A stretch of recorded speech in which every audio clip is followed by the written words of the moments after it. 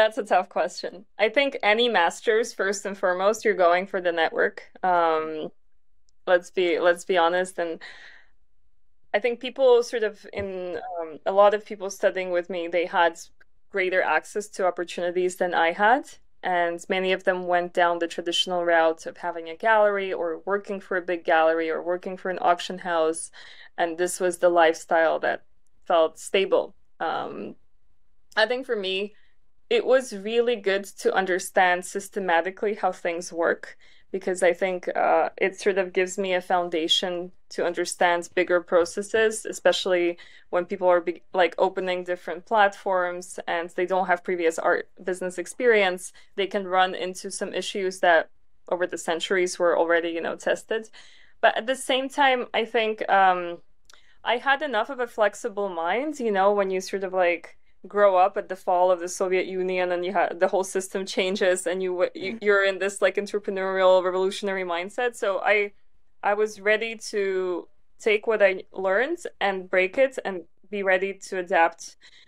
And I think anyone with that mindset has to understand that what they teach you and real life is very different. Like the number one lesson they taught us was artists don't sell through auctions on primary markets.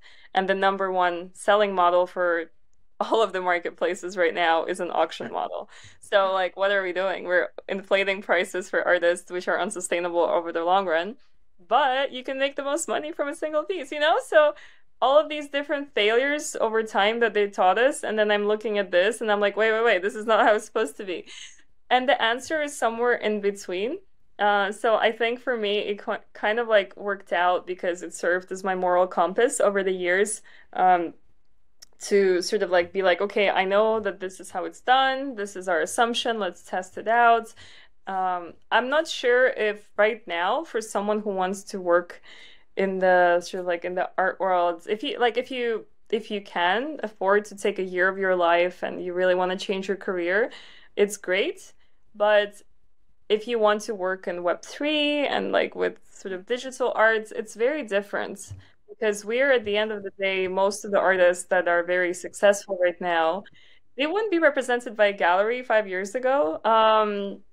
This like sort of like this is a new wave of culture, and I'm afraid a lot of people who come from that traditional background, they still fail to understand how sort of like some things work, and they still try to apply only the old principles without embracing the new principles. And I think the answer has to always be somewhere in between.